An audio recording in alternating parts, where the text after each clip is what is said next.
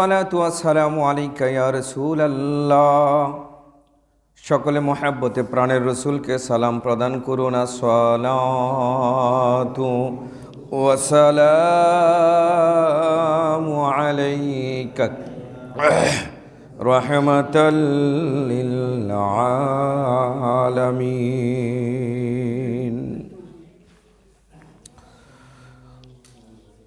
আলহামদুলিল্লাহি রাব্বিল আলামিন ওয়াল আকিবাতু লিল মুত্তাকিন ওয়াসসালাতু ওয়াসসালামু আলা রাসূলিহি ওয়া আলা আলিহি ওয়া আসহাবিহি আজমাইন।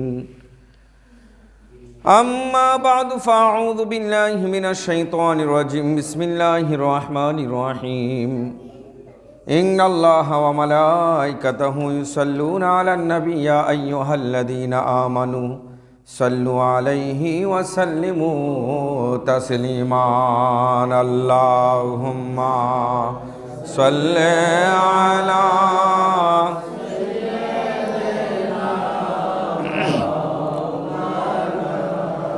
মুহাম্মাদ ওয়া আলা আলি সাইয়্যিদিনা।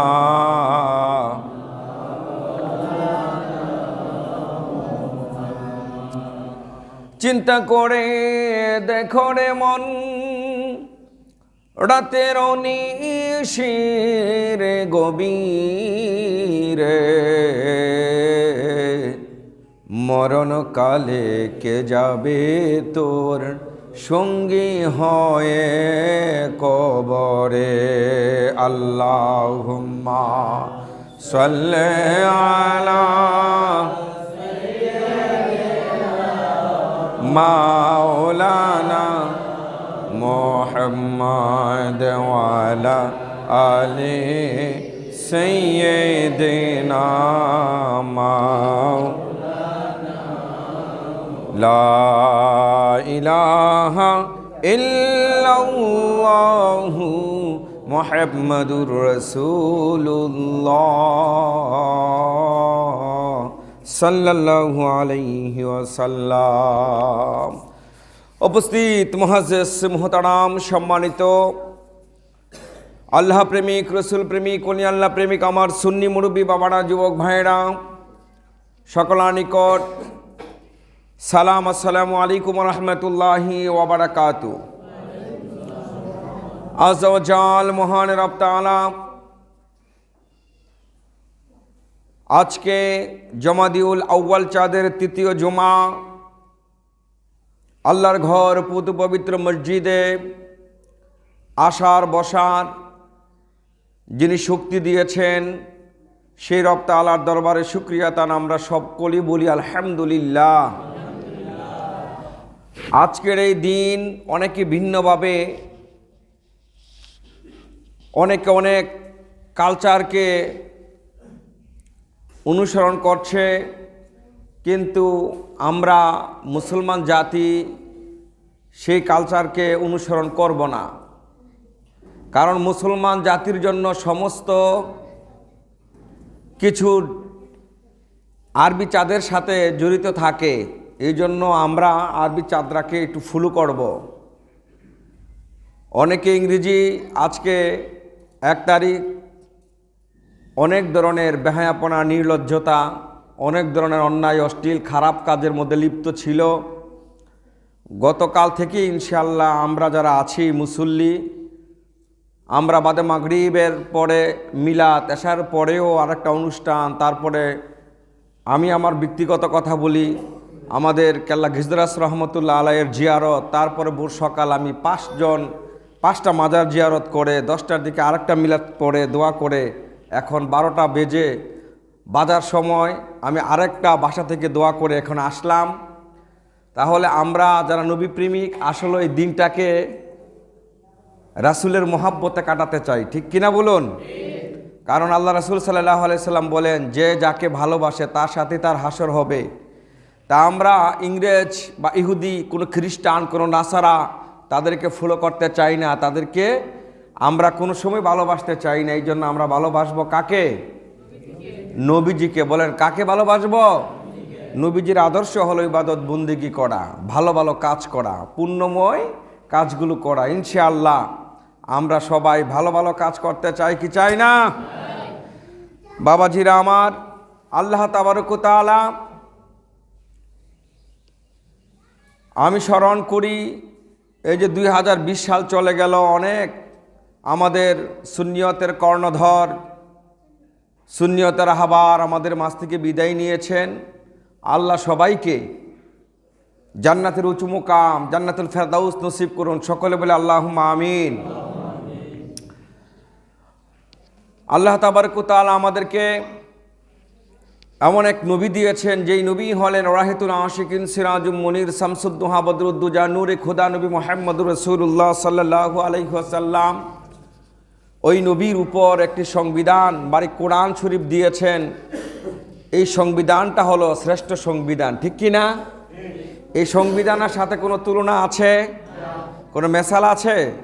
আমার নবী যেমন অতুলনীয়, ঠিক সংবিধানও অতুলনীয়।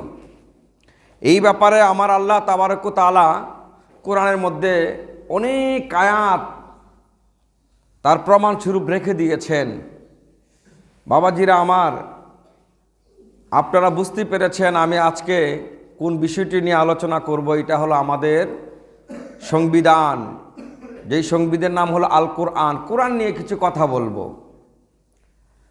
তাই এই কোরআন যখন পড়তে যায় আমরা বিসমিল্লাহির রহমানির রহিম বলি। এই বিসমিল্লাহির রহমানির রহিম যখন বলি, প্রথম অক্ষরটার নাম হলো বা, বিস, বা। এবং যখন কোরআন তেলাওয়াত আমরা শেষ করি, আমরা সূরা নাস পরে শেষ করি, এবং সূরা নাসের সর্বশেষ মিনাল জিন্নাতি ওয়ান নাস, সবার শেষ অক্ষর হলো কি? সিন। এই বা এদিক দিয়ে প্রথম এবং সিন শেষে, এইটা হয় বাস। বাস মানে যথেষ্ট। একটা মানুষের জন্য এই কোরআনটা তার জন্য যথেষ্ট। এই কোরআনকে যদি মহাব্বত করে, কোরআনকে যদি সে ভালোবাসে, কোরআনকে যদি তার জীবনের সংবিধান হিসাবে মেনে নেয়, তার জন্য এটাই যথেষ্ট। বাবাজিরা আমার, সে আল কোরআন, আমরা জানি যে কোরআন বুঝি শুধু কোরআনই একটা নাম। আসলে কোরআন একটা নাম নয়, অনেকগুলো নাম আছে। কোরআন আরবি শব্দ, কোরআনটা এসেছে ইকরা থেকে, কারউন। কারউন এটা মূল ধাতু হলো কারউন, মানে পড়া, পাঠ করা। আর ওই সর্বপ্রথম যখন নাজিল হয়েছিল তখনই বলা হয়েছে ইকরা। এই শব্দটাই নাজিল হয়েছিল, মানে পড়ো, মানে পড়ার হুকুম দিয়েছেন আমার আল্লাহ। যেমন পড়তে আদেশ করেছেন, রাসূল পাক সাল্লাল্লাহু আলাইহি ওয়াসাল্লাম বলেছেন, যারা জানে এবং যারা না জানে তারা কোনোদিন এক সমান হতে পারে। এই জন্য জানতে হবে, পড়তে হবে, বুঝতে হবে। এই জন্য ইসলামের প্রথম ওহী হলো ইকরা, তুমি পড়ো। আর এই কারণ থেকে এই কোরআন, কোরআনের আবিধানিক অর্থ হলো পঠিত। পঠিত, পঠিত, পঠিত কি? কোরআন শব্দের অর্থ কি? পঠিত। মানে আল্লাহ পাক আদম থেকে ধরে ঈসা রুহুল নবী পর্যন্ত যত নবী রাসূল প্রেরণ করেছেন, সবাইকে হেদায়েতের জন্য কিছু না কিছু মানে পুস্তক দিয়েছেন, কিতাব দিয়েছেন। কিন্তু আমার নবীর উপর যেই কিতাবটা দিয়েছেন, এই কিতাবটা বিশ্বের মধ্যে এইভাবেই মানুষ পড়ে, এইভাবেই মানুষ এটাকে পড়ে, মজা করে পড়ে, যেইটা আর কোনো নবীর কিতাব এইভাবে পড়ে নাই। কোন আলহামদুলিল্লাহ। আমার আল্লাহ ভালো করে জানে যে কোরআনটাকে মানুষ এইভাবে পড়বে। 7 বছর, 8 বছর, 10 বছরের ছেলেরা 30 পারা কোরআনকে তার বুকে ধারণ করে ফেলবে। হুবহু এই কিতাবটাকে সে বুকের ভিতর ধারণ করবে, এমন নজিরবিহীন মানে কাজ কারবার অন্য উম্মতের ছিল না। আমার উম্মতের, মানে আমার মায়ার নবীর মায়ার উম্মতের এই ছোট্ট ছোট্ট ছেলেরা কোরআনটাকে তাদের বুকের ভিতরে ধারণ করে রাখবে, আর তারা পড়তেই থাকবে। এই কোরআনকে মানুষ একবার নয়, 2 বার নয়, কোটি কোটি বার পড়বে, এবং এই কোরআনকে মানুষ এইভাবেই পড়বে। এই জন্য এই কোরআনের নাম দিলাম পঠিত। কোরআনের নাম কি? পঠিত, মানে পড়তেই থাকবে, পঠিত। ইসলামী পরিভাষায় বলা হয়, আল্লাহর পক্ষ থেকে মানব জাতিকে হেদায়েতের জন্য জিবরাইলের মাধ্যমে যেই ওহী নাজিল হয়েছে, ওই ওহী নাযিলটাকে বলা হয় আমার নবীর উপর, এটাকে বলা হয় আল কোরআন। এটাকে বলা হয় কি? আল কোরআন। আল কোরআন অনেকগুলো নাম আছে, প্রত্যেকটা নামের এক একটা মানে এক এক ধরনের ওয়াজ রয়েছে। যেমন 1 নম্বর বলা হয় আমরা আল কোরআন, 2 নম্বর এটাকে বলা হয় আল ফুরকান, 3 নম্বর বলা হয় আল হুদা, 4 নম্বর বলা হয় আর রাহমা, 5 নম্বর আল জিক্রু, 6 নম্বর আল নূর, 7 নম্বর তানজিল, 8 নম্বর আল কিতাব, 9 নম্বর আল মাজিদ, 10 নম্বর আল মুবারাকা, 11 নম্বর আল বাশিরা, 12 নম্বর আল নাজিরা, 13 নম্বর কালামুল্লাহ, 14 নম্বর মাওয়াজা, 15 নম্বর আল শিফা, 16 নম্বর আল মুবিন, 17 নম্বর আল কারিম, 18 নম্বর আল হাকিম, 19 নম্বর আল আজিম, 20 নম্বর আল আজিব, 21 নম্বর আর আরাবি। এইভাবে কোরআনের অনেকগুলো নামকরণ করা হয়েছে। প্রত্যেকটা নামের নামকরণের মধ্যে এক একটা রহস্য আছে কি আছে না? প্রত্যেকটা নামকে যদি আপনি বিশ্লেষণ করেন ঘন্টার পর ঘন্টা লেগে যাবে শুধু তার আলোচনা করতেই। এই জন্য এই কোরআন এমন একটি কিতাব, আল্লাহ পাক রব্বুল আলামিন তার কালামুল্লাহ শরীফের মধ্যে 10 নম্বর সূরা সূরাতুল ইউনূসের 37 নম্বর আয়াতে বলেন, কি বলেন দেখি আমরা। ওয়ামা কানা হাযাল কুরআনু আন ইফতারা মিন দুনিল্লাহি ওয়ালাকিন তাসদিকাল্লাযীনা বাইনা ইয়াদাইহি ওয়া তাফসিলাল কিতাবি লা রাইবা ফীহি মির রাব্বিল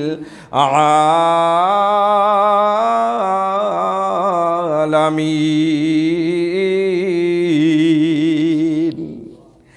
আমার আল্লাহ ইরশাদ করেন, আর কোরআন সে জিনিস নয় যে আল্লাহ ব্যতীত কেউ তা বানিয়ে নেবে, অবশ্যই এটি পূর্ববর্তী কালামের সত্যায়ন করে এবং সে সমস্ত বিষয়ের বিশ্লেষণ দান করে যা আপনার প্রতি দেওয়া হয়েছে গো হাবিব, যাতে কোনো সন্দেহ নই বিশ্ব পালন কর্তার পক্ষ থেকে এই অসীবাহীন বাণীকণ সুবহানাল্লাহ। এই জন্য যখন কোরআন পৃথিবীর জমিনে নাজিল হয়ে গেছে গো, এখন আপনি তাওরাতকে আর আমল করা যাবে না। কোরআন যখন চলে এসেছে ইনজিলকে আমল করা যাবে না। কোরআন যখন পৃথিবীতে চলে এসেছে আর জাবুরকে আমল করা যাবে না। সমস্ত কিতাবের মূল হলো কোরআন। এই কোরআনকে যদি কেউ ভালোবাসে তাওরাতকে ভালোবাসা হয়ে যাবে, ইনজিলকে ভালোবাসা হয়ে যাবে, জাবুরকে ভালোবাসা হয়ে যাবে। এই জন্য রে বাবা, পৃথিবীতে যত ধর্ম আছে একটা ধর্ম আমার আল্লাহর কাছে আর মনোনীত নয়। ইন্নাদ দীনা ইনদাল্লাহিল ইসলাম, আল্লাহর কাছে মনোনীত ধর্ম হলো ইসলাম। কোন সুবহানাল্লাহ। কারণ কোরআন সব কিতাবের সারমর্ম। এই কোরআনকে যদি ফলো করো তাহলে তুমি সব কিতাবকে ফলো করা হয়ে যায়। আর কোরআনকে যদি কেউ অস্বীকার করে তাহলে সমস্ত কিতাবকে অস্বীকার করা হয়। এই জন্য এই কোরআনকে আমরা ভালোবাসতে হবে কি হবে না? কোরআনকে সংবিধান হিসেবে আমাদের মেনে নিতে হবে কি হবে না? শুধু নিতেই হবে না, এইটা প্রত্যেকটা ইমানদার মুসলমান নরনারীর উপর ফরজ। এটা কি বেশি কঠিন জিনিস? এই কোরআন কি বেশি কঠিন জিনিস? কঠিন জিনিস নয়। আমরা অনেকেই বাংলা ভাষায় কথা বলি। বাংলা ভাষায় কিন্তু অনেকগুলো অক্ষর লেটার আছে, যেটাকে আলফাবেট বলা হয়। স্বরবর্ণ, ব্যঞ্জন বর্ণ আছে না? স্বরবর্ণ মনে 11টা, ব্যঞ্জন বর্ণ মনে 39টা, মোট 51টা 50টার মতো আছে। যাই হোক, এইগুলোর পরে বাংলা ভাষা শিখতে হয়। আর আরবি ভাষা কিন্তু এতগুলো না, অক্ষর মাত্র কয়টা? 29টা। কয়টা? 29টা অক্ষর। আরবি অক্ষর কয়টা? মাত্র 29টা। জের, জবর, জজম, তাসদীদ। কত সহজ সহজ। পৃথিবীতে যাই আপনি করেন না কেন সবগুলো হলো মুস্তাহাব, কিন্তু কোরআন শিক্ষা হলো ফরজ। কোরআন শিক্ষা করা ফরজ, কোরআন শিক্ষা করা ফরজ। যদি কেউ কোরআন শরীফ তেলাওয়াত না করতে পারে তাহলে আপনি নামাজ পড়তে পারবেন না। অন্তত সূরা ফাতিহা হোক আর দুইটা ছোরা হোক, এইগুলো আপনাকে অবশ্যই শিখতে হবে, বাধ্যতামূলক। এই ব্যাপারে আমার আল্লাহ পাক রব্বুল আলামিন কোরআনের মধ্যে কি বলেন আসুন দেখি। পবিত্র কালামুল্লাহ শরীফের 25 নম্বর ছোরা, সূরাতুল কামার, সূরাতুল কামার 17 নম্বর আয়াতে আমার আল্লাহ বলেন, ওয়ালাকাদ ইয়াসসারনাল কুরআনা লিযিকরি ফাহাল মিন মুদ্দাকির। আমি কোরআনকে সহজ করে দিয়েছি বোঝার জন্যে, অতএব কোনো চিন্তাশীল আছো কি, মানে এটা নিয়ে গবেষণা করবা। আমি তোমাদের জন্য কঠিন করে দেই নাই কোরআনকে শেখার জন্য, এটা সহজ। কিন্তু তুমি একটু মনোযোগ দিলেই এটাকে শিক্ষা গ্রহণ করতে পারো। কিন্তু তোমরা দেখা যায় অনেকে এইটা পারো না, কিন্তু শিখারও অনেক চেষ্টা করি না, এমন আছে কি আছে না? সমাজে আছে কি আছে না? বাবারে আমার, কোরআনকে শিক্ষা করার জন্য ছেলে মেয়েদেরকে শিক্ষা দেওয়ার জন্য এটা বাবা মার উপরও ফরজ, শিক্ষা দিতে হবে। আজকে দেখা যায় বাবা মাগুলো ইংরেজি, অঙ্ক, গণিত পড়ানোর জন্য, বিজ্ঞান পড়ানোর জন্য 5,000 3,000 টাকা প্রাইভেট মাস্টার রাখে, আছে কি আছে না? হ্যাঁ আছে। আর আপনি মুক্তবের মধ্যে সকালে পাঠাবেন, এখন না একটু পরে যাও, আইসাও আবার প্রাইভেট আছে, 10 মিনিটের জন্য মুক্তবে পাঠায়, কিন্তু পড়া হয় না দেখা যায়।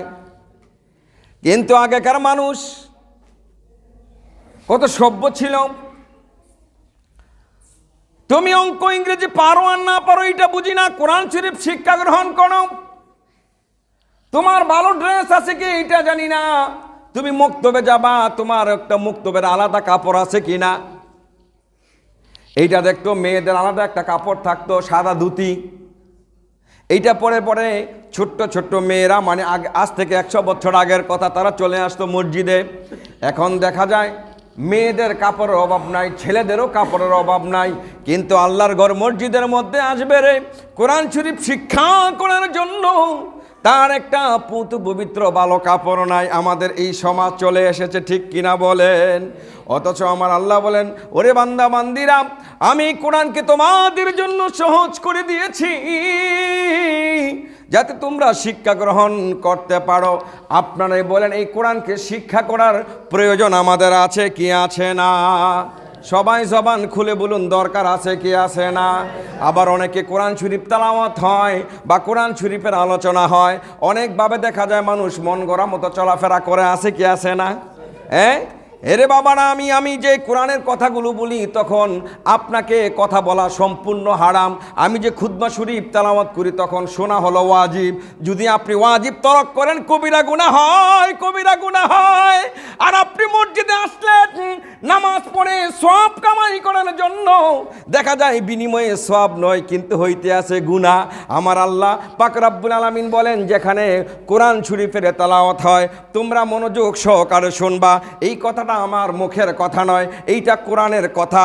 আমার আল্লাহ পাক রব্বুল আলামিন কালামুল্লাহ শরীফের 7 নম্বর সূরা, সূরা আরাফের 204 নম্বর আয়াতের মধ্যে বলেন, ওয়াইদা কুরিআল কুরআনু ফাসতামিউ লাহু ওয়ানসিতু লাআল্লাকুম তুরহামুন।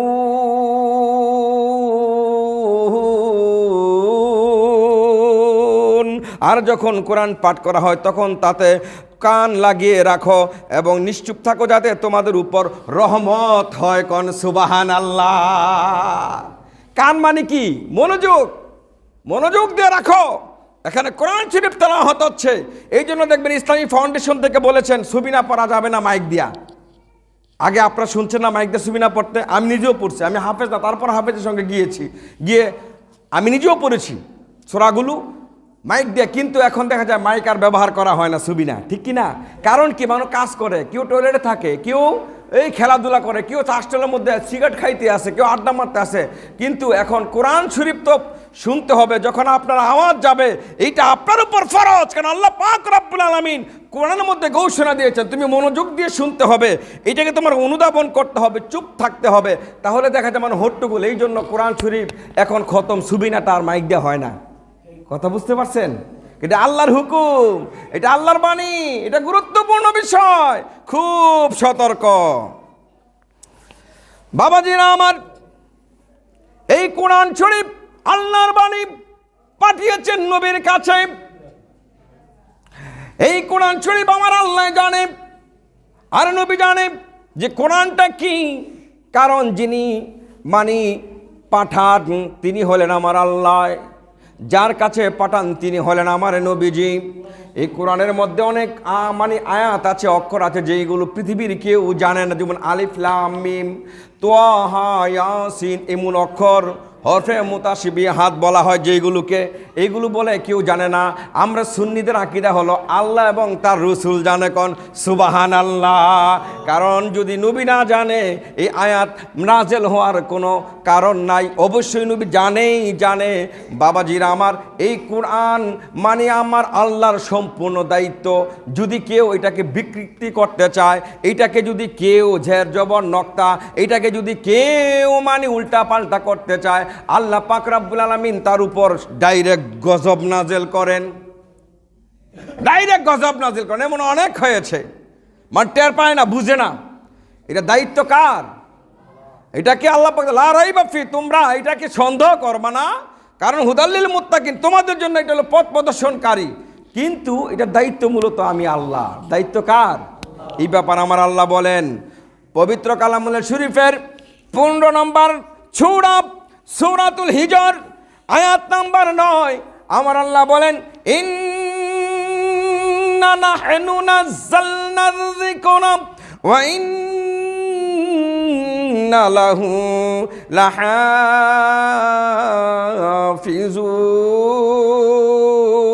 লাহাফিজুন। আমি স্বয়ং এই উপদেশ গ্রন্থ অবতরণ করেছি এবং আমি নিজেই তার সংরক্ষক। অতএব তোমরা যদি তার লগে দুশ্মনী করো, বরংস তোমরা আমার পাকড়াও হয়ে যাবা, তোমরা আমার গজবের মধ্যে পড়ে যাবা। খবরদার, এই কোরআন নিয়ে খেল তামাশা করা যাবে না, এই কোরআনকে নিয়ে রং তামাশা করা যাবে না। এই হুকুমটা দিয়েছেন কে? এ বাবারা আমার, আগেকার মানুষের ঘরের মধ্যে তো আসবাবপত্র ছিল না, এত সুন্দর সুন্দর সুকেস ছিল না, ওয়াল ক্যাবিনেট ছিল না, এত রুম ছিল না, খাট পালং ছিল না, কিন্তু নিজের হাতে পাট দিয়ে একটা সিক্কা বানাইতো।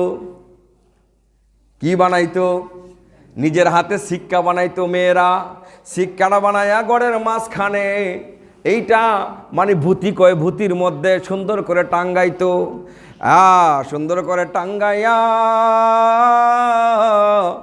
আমার আল্লাহর কোরআনটাকে তারা ভালোবাসা মাথার উপরে রাইখা দিত। এইটা যাতে কোনো প্রকারের বেয়াদবি না হয়, এই কোরআনটাকে মোহাব্বত কইরা ওইখানে উঁচু জায়গার মধ্যে রেখে দিত। মারা মহিলারা নামাজ পড়ে কয়েক লাইন হলেও পড়তে না পারলেও শুদ্ধ করে, কিন্তু কোরআনটাকে মোহাব্বত করত। এমন দৃশ্য আমাদের সমাজে আপনারা দেখছেন কি দেখছেন না? অনেক আমি দেখেছি। একটা মুরব্বী মানুষ, আমার চাচা কোরআন পড়তে জানতেন না, কোরআনের বয়ান শুনে সে কী করতো, কোরআনটাকে নিয়ে শুধু এইভাবে পরে যাইতেন। আপনারা বলেন এইটার মধ্যে সওয়াব আছে কি আছে না? অবশ্যই আছে, কারণ এটা মোহাব্বতের বিষয়। আপনি পড়তে জানেন না, আপনি শুদ্ধ করে পারেন না, কিন্তু কোরআনকে মোহাব্বত করেন রে। আমার আল্লাহ এটা ভালো করে দৃশ্যটা দেখেন। আমার আল্লাহ বলে, বান্দা রে, তুমি যেইটা মোহাব্বত করো, এই মোহাব্বতটাই তোমার জান্নাতে যাওয়ার জন্য যথেষ্ট হয়ে যাবে। কোন সুবহানাল্লাহ।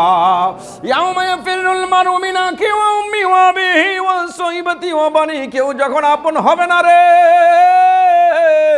এই কোরআনটাকে তুমি বুকে ধারণ করো, কোরআনটাকে চুমু খাও, কোরআনটাকে ইজ্জত করো, সম্মান করো। দেখবা এই কোরআনটাই হাসরের মাঠে তোমার সুপারিশ করবে। কোন সুবহানাল্লাহ। এ বাবারা আমার, গভীর মনোযোগ। কোরআনের সঙ্গে যদি কেউ লেগে থাকতে পারে তার ইজ্জত তার সম্মান বেড়ে যায়। আপনার এই বাস্তব প্রমাণ। আমরা অনেক কাঠ রাস্তাঘাটে পড়ে থাকে, পায়ে লাগলে এইটাকে আমরা সালাম করি না। অনেক সময় কাপড় লেগে যায়, কাপড় টোপড় লেগে যায়, কিন্তু সালাম করি না। কোরআনের সঙ্গে যদি একটা রেয়াল তার সম্পর্ক হয়ে যায়, কোরআনের সাথে যদি একটা গিলাপ কোরআনের সঙ্গে সম্পর্ক হয়ে যায়, ওই রিয়ালের ওই কাঠটার ওই কোরআনের গিলাপটার সম্মান আছে কি আছে না? সবাই জবান খুলে বলুন, ইজ্জত আছে কি আছে না? ও বাবারা আমার, কোরআনের সঙ্গে কাপড়টা লাগার কারণে যদি ওই কোরআনের গিলাপের এত সম্মান এত মর্যাদা বেড়ে যায়, ওই কাঠের যদি রিয়ালটা হয়ে যায় আপনার পায়ে লাগলে তো আপনি কলজাটা ঠাস করে মুচুট মারবে, আল্লাহ আমি কি করলাম। হ্যাঁ, গিলাপ যদি পায়ে লেগে যায় আপনার কলিজার মধ্যে একটা মুচুট মারবে, আল্লাহ আমি কি করলাম। এইভাবে নিয়ে আপনি এটা চুমু খাবেন, বুকে লাগাবেন, কপালে লাগাবেন, চুমা খাইবেন। এই যে একটা ইজ্জত, একটা সম্মান, কারণটা কি? কারণটা হলো কোরআনের সঙ্গে তার স্পর্শ হয়ে গেছে, কোরআনের সঙ্গে তার একটা মিল হয়ে গেছে। ও বাবা নাম, আমরা নবীর উম্মত, আমাদের যদি সম্পর্ক কোরআনের সঙ্গে হয়, আমাদের সম্পর্ক যদি আমাদের আল কোরআন যে সংবিধানের সঙ্গে হয়, আমাদের ইজ্জত বাড়বে না কমবে? সবাই বলুন, বাড়বে না কমবে? আমাদের ইজ্জত সম্মান বেড়ে যাক, এটা আমরা চাই কি চাই না? জবান খুলে বলুন, আমরা এইটা চাই কি চাই না?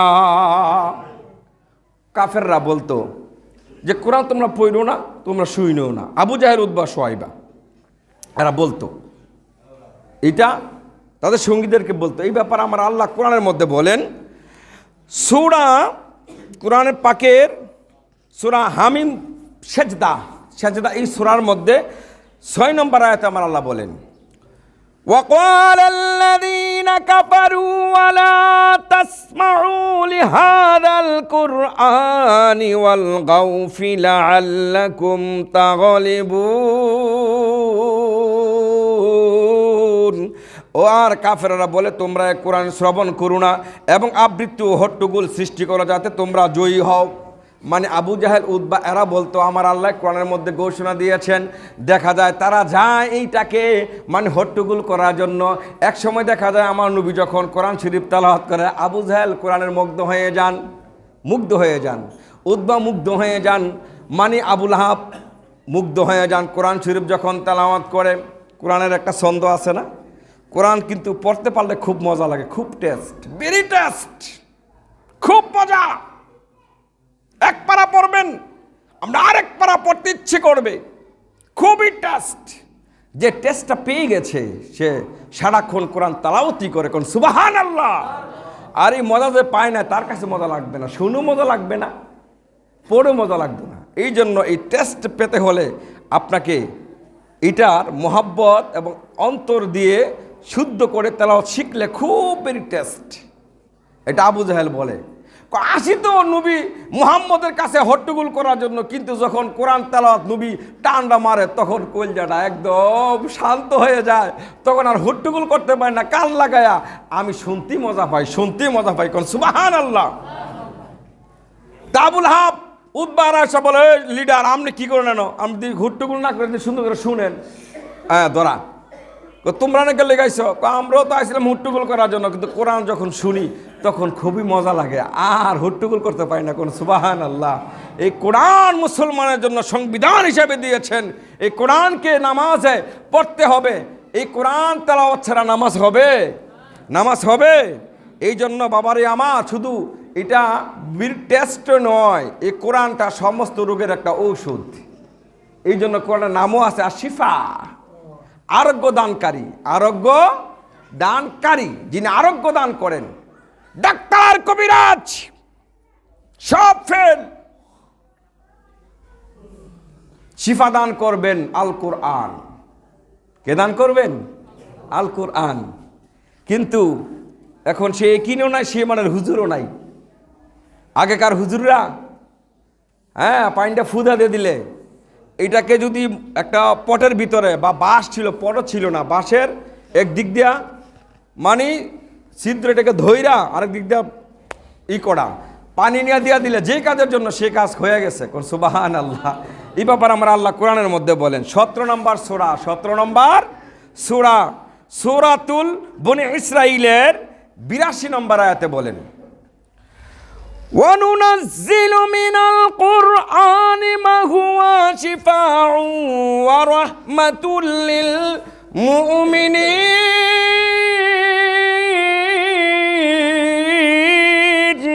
আমি কোরআনে এমন বিষয় নাযিল করে দিয়েছি যেটা হলো রোগের চিকিৎসা এবং মুমিনের জন্য এটা বড় রহমত। কোন সুবহানাল্লাহ। বাবাজিরা রে আমার, যেই কোনো রোগ যেই কোনো বালা মুসিবত থেকে যদি রক্ষা পাইতে চান, এই কোরআনকে যদি সংবিধান হিসেবে আপনি মেনে নেন, কোরআনকে যদি আপনি আরোগ্য দানকারী হিসাবে মেনে নেন, আপনাকে আমার আল্লাহ আরোগ্য দান করতে পারে কি পারে না? পারে কি পারে না? অনেক আয়াত, কিন্তু সময় অল্প। অনেক আয়াত আছে এই ব্যাপারে, অনেক আয়াত কোরআনের, শুধু কোরআনের উপরে। কোরআনটা কত বড় একটা সংবিধান, কিন্তু আমরা তা মূল্যায়ন করতে পারি না। ওয়ান আলী ইবনে আবি তালিব রাদিয়াল্লাহু তাআলা আনহু ক্বালা ক্বালা রাসূলুল্লাহ সাল্লাল্লাহু আলাইহি ওয়াসাল্লাম মান ক্বারাআল কুরআনা হাফিজাহু আদখালাহুল্লাহুল জান্নাহ ওয়া শাফাআতু ফি আশরাতিন মিন আহলিল বাইতে ওয়া কুল্লুহুম কাদ ইস্তাওয়াজাবান নার। ইবনে মাজাহ। অর্থটা কি? হযরত আলী ইবনে আবি তালিব রাদিয়াল্লাহু তাআলা আনহু থেকে বর্ণিত, তিনি বলেন আল্লাহ রাসূল সাল্লাল্লাহু আলাইহি ওয়াসাল্লাম ইরশাদ করেন, যে ব্যক্তি কোরআন তেলাওয়াত করে এবং এর হেফজ করে, আল্লাহ তাকে জান্নাতে প্রবেশ করাবেন। কোথায় প্রবেশ করাবেন? তা কোরআন পড়লে কোথায় প্রবেশ করতে পারবেন? জান্নাতে। এবং সেই সঙ্গে তার পরিবারের পরিজনদেরকে সে 10 ব্যক্তির জন্য শাফায়াত করতে পারবে। কয়জনকে? 10 জনকে সে শাফায়াত করতে পারবে, যাদের জন্য জাহান্নাম ওয়াজিব ছিল। যাদের জন্য জাহান্নাম কি ছিল?